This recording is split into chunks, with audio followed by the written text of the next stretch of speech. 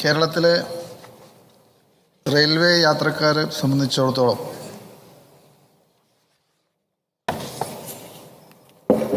ഈ റെയിൽവേ യാത്രയിൽ ഗുരുതരമായിട്ടുള്ള പ്രശ്നങ്ങൾ നിലനിൽക്കുക. ട്രെയിനുകളുടെ നിലവിലുള്ള അവസ്ഥ പരിശോധിച്ചാൽ ജനറൽ കമ്പാർട്ട്മെൻറ്റുകളുടെ കുറവ്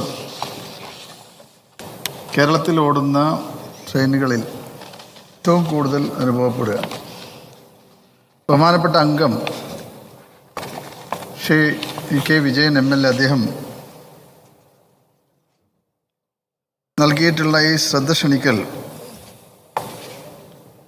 ലക്ഷക്കണക്കിന് വരുന്ന റെയിൽവേ യാത്രക്കാരെ സംബന്ധിച്ചോളം അവരുടെ ബുദ്ധിമുട്ടുകൾ പ്രതിഫലിക്കുന്നതാണ്.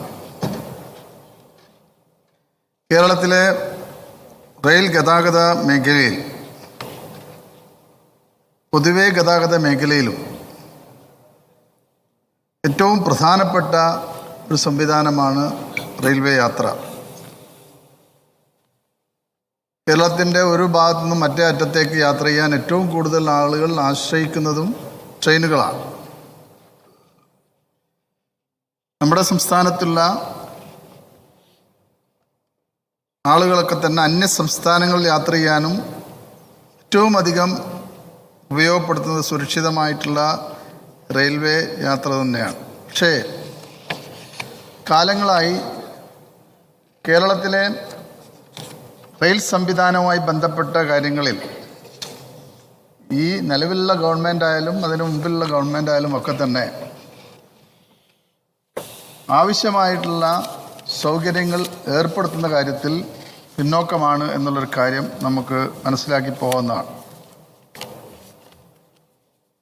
ഇതിൽ റെയിൽവേ പാത ഇരട്ടിപ്പിക്കുന്ന കാര്യങ്ങളായാലും പുതിയ റെയിൽവേ ലൈനുകൾ നിർമ്മിക്കുന്ന കാര്യങ്ങളായാലും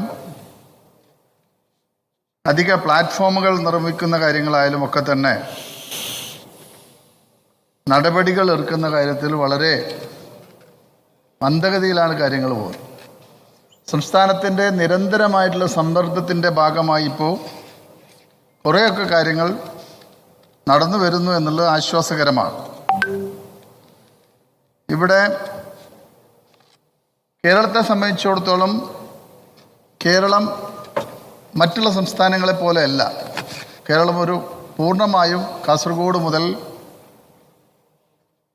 പാറശാല വരെ നമ്മൾ നോക്കിയാൽ ഒരു പട്ടണമായിട്ടാണ് ഉള്ളത്. മറ്റുള്ള സംസ്ഥാനങ്ങളിലാണെങ്കിൽ ധാരാളം ഗ്രാമപ്രദേശങ്ങളൊക്കെ ഉണ്ട്. പക്ഷേ ഇന്ന് അതിന് വ്യത്യസ്തമായിട്ടാണ് കേരളത്തിലെ നിലവിലുള്ള ഭൂവിസ്തൃതിയും ജനസംഖ്യയൊക്കെ പരിശോധിച്ചാൽ നമുക്ക് കാണാൻ കഴിയും. ഇവിടെ റെയിൽവേയുടെ ഒരു ആവശ്യകത വർദ്ധിച്ചു വരുന്ന സമയം എന്നത് ദേശീയ പാതയുടെ നിർമ്മാണം നടക്കുന്നത് കൊണ്ട് തന്നെ ധാരാളം ആളുകൾ ഇപ്പോൾ ട്രെയിനിനെ ആശ്രയിക്കുന്നു എന്നുള്ളതാണ്. അതുകൊണ്ട് ഉണ്ടാകുന്ന തിരക്ക് കൂടുതലാണ്. ഇപ്പോൾ ഈ റെയിൽവേ യാത്രയിൽ കൂടുതൽ ആളുകൾ വരുമ്പോൾ അതിനനുസൃതമായിട്ടുള്ള പുതിയ ട്രെയിനുകൾ, സ്പെഷ്യൽ ട്രെയിനുകളായാലും മറ്റുള്ള സംവിധാനങ്ങളായാലും കമ്പാർട്ട്മെൻറ്റ് കൂട്ടുന്ന സംവിധാനങ്ങൾ ഒക്കെ ആണെങ്കിലും അതൊന്നും ചെയ്യാൻ റെയിൽവേ തയ്യാറാവുന്നില്ല എന്നൊരു വസ്തുത ശരിയാണ്. അതോടൊപ്പം തന്നെ യാത്രാ നിരക്കിൻ്റെ കാര്യത്തിലും വലിയ തോതിൽ വർധനവുണ്ടായിട്ടുണ്ട്. റിസർവേഷൻ ടിക്കറ്റുകൾ തന്നെ തത്കാൽ, സൂപ്പർ തത്കാൽ എന്നുള്ള കാര്യങ്ങളിലൊക്കെ തന്നെ വലിയ തോതിൽ പണം ഈടാക്കുന്ന രീതികൾക്കുണ്ട്. അപ്പോൾ ഇവിടെ നമുക്ക് വേണ്ടത് കൂടുതൽ സ്റ്റോപ്പുകൾ അനുവദിക്കുക, കൂടുതൽ കോച്ചുകൾ അനുവദിക്കുക എന്നുള്ളതാണ്. ഇത് റെയിൽവേയുടെ ഭാഗത്ത് നിന്ന് ഉണ്ടാവണം എന്നുള്ള ആവശ്യം നമ്മൾ നിരന്തരമായി അവരെ അറിയിച്ചുകൊണ്ടിരിക്കുകയാണ്. ഇപ്പോൾ കേന്ദ്ര സർക്കാർ കേരളത്തിന് ആദ്യം 2 വന്ദേ ഭാരത് ട്രെയിനും ഇപ്പോൾ പുതുതായി ഒന്നും അനുവദിച്ചിട്ടുണ്ട്. പക്ഷേ ഇതുകൊണ്ടൊന്നും മലബാറിലേക്കുള്ള ട്രെയിൻ യാത്രയുടെ ദുരിതത്തിനൊരു കുറവ് വന്നിട്ടില്ല. ഇപ്പോൾ ഇവിടെ മാംഗ്ലൂർ നാഗർകോവിൽ പരശുരാം എക്സ്പ്രസ് പോലുള്ള സ്ഥിരം യാത്രക്കാരുള്ള ആ ട്രെയിനിൽ യാത്ര ചെയ്യുക എന്നുള്ളത് തന്നെ ഒരു പേടിപ്പെടുത്തുന്നൊരു സംവിധാനമായി മാറിയിട്ടുണ്ട്. കാരണം അതേക്കുറിച്ച് ബഹുമാനപ്പെട്ട അംഗം ഇവിടെ സൂചിപ്പിച്ചു.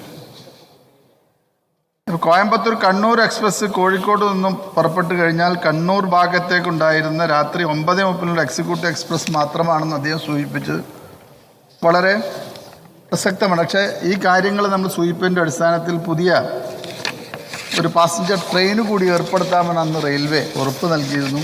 അതിപ്പോൾ നടപ്പിലായിട്ടുണ്ട്. പക്ഷേ എങ്കിലും അതിൻ്റെ സമയക്രമം വ്യത്യസ്തമാണ്. അതോടൊപ്പം തന്നെ ആ ട്രെയിനിൻ്റെ സർവീസ് കാസർഗോഡ് വരെ നീട്ടണമെന്ന് വീണ്ടും ഇപ്പോൾ നമ്മൾ അഭ്യർത്ഥിച്ചിട്ടുണ്ട്. ഷൊർണൂർ കാസർഗോഡാക്കി ആ ട്രെയിനിൻ്റെ സമയം ക്രമീകരിക്കണം എന്നുള്ളത് ആവശ്യപ്പെടുന്നു. യാത്രക്കാരുടെ എണ്ണത്തിനനുസരിച്ച് പുതിയ വണ്ടികളും പുതിയ മെമോ സർവീസുകളും ആരംഭിക്കാൻ റെയിൽവേ തയ്യാറാവണമെന്ന് നമ്മൾ അഭ്യർത്ഥിച്ചിട്ടുണ്ട്. വീണ്ടും അതേ ആവശ്യം ഉന്നയിച്ച് നമ്മൾ ബഹുമാനപ്പെട്ട റെയിൽവേ വകുപ്പ് മന്ത്രിയെ ഈ ആഴ്ച കാണാനിരിക്കുകയാണ്.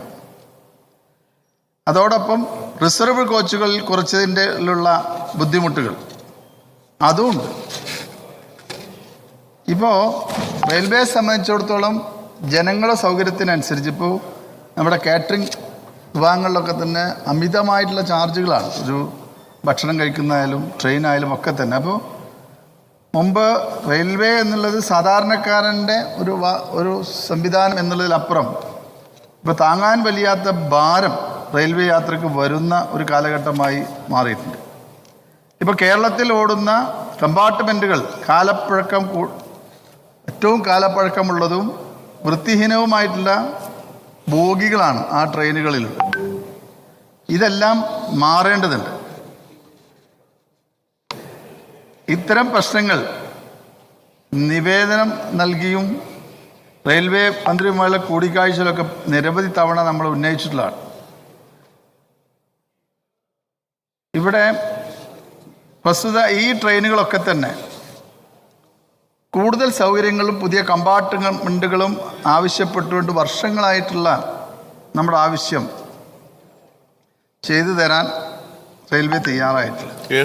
പിന്നെ കോവിഡ് കാലത്ത് വെട്ടിച്ചുരുക്കിയിട്ടുള്ള സർവീസുകൾ, സ്റ്റോപ്പുകൾ, അവർ പൗരന്മാർക്ക് നൽകി വന്നിരുന്ന ആനുകൂല്യങ്ങൾ ഇവയൊക്കെ തന്നെ പുനഃസ്ഥാപിക്കണമെന്ന് നമ്മൾ ആവശ്യപ്പെട്ടെങ്കിലും അത് പുനഃസ്ഥാപിച്ച് കിട്ടിയിട്ടില്ല. മാംഗ്ലൂർ നാഗർകോവിൽ എക്സ്പ്രസ്സിലെ യാത്രാ ദുരിതം, ഈ തിരക്കിലും ഒക്കെ പെട്ടുകൊണ്ട് ധാരാളം യാത്രക്കാർ കുഴഞ്ഞു പോയപ്പോഴും 1-2 യാത്രക്കാർ മരിച്ച കാര്യങ്ങളൊക്കെ തന്നെ നമ്മൾ റിപ്പോർട്ട് ചെയ്യപ്പെട്ടിട്ടുണ്ട്. അതോടൊപ്പം തന്നെ ട്രെയിനിൽ സ്ഥലമില്ലാത്തതുകൊണ്ട് പ്ലാറ്റ്ഫോമിൽ വീഴുന്ന സാഹചര്യവും സംജാതമായിട്ട്. ഇവിടെ യാത്രക്കാരുടെ എണ്ണമനുസരിച്ച് പുതിയ കോച്ചുകൾ അനുവദിക്കുക, കൂടുതൽ മെമു സർവീസുകൾ ആരംഭിക്കുക, ട്രെയിനുകളുടെ സുരക്ഷാ സംവിധാനം മെച്ചപ്പെടുത്തുക, ആഘോഷ അവധി വേളകൾ തിരക്കുള്ള റൂട്ടുകളിൽ പുതിയ ട്രെയിനുകൾ ഏർപ്പെടുത്തേണ്ട ആവശ്യകത, കേരളത്തിലെ 2ാമത്തെ വന്ദേഭാരതിൽ കോച്ചുകൾ 16 വർദ്ധിപ്പിക്കുക, വന്ദേഭാരതിന് വഴിയൊരുക്കാൻ മറ്റു ട്രെയിനുകൾ മണിക്കൂറുകൾ പിടിച്ചിരുന്നത് ഒഴിവാക്കുക, ജനറൽ കമ്പാർട്ട്മെൻറ്റിൽ കുറച്ചതിനാൽ റിസർവേഷൻ കമ്പാർട്ടുകളിൽ വളരെയധികം തിരക്ക് അനുഭവപ്പെടുന്നു. ഈ അവസ്ഥക്ക് പരിഹാരം വേണം എന്നുള്ള കാര്യം തുടങ്ങിയ വിവിധ വിഷയങ്ങൾ ചർച്ച ചെയ്യുന്നതിന് നാളെ 3/7/2024 ദക്ഷിണ railway manager, divisional manager Thiruvananthapuram, divisional manager Palakkad, managing director KRDCL എന്നിവയെ പങ്കെടുപ്പിച്ചുകൊണ്ടൊരു യോഗം നടത്താൻ തീരുമാനിച്ചിട്ടുണ്ട്. ബഹുമാനപ്പെട്ട MLAയുടെ ശ്രദ്ധ ക്ഷണിക്കൽ പ്രമേയത്തിൽ ഉന്നയിച്ചിട്ടുള്ള വിഷയങ്ങളും ഈ യോഗത്തിൽ ചർച്ച ചെയ്യുകയും ആവശ്യമായുള്ള പരിഹാരങ്ങൾ വേണമെന്ന് റെയിൽവേയോട് നിർദ്ദേശിക്കുന്നു.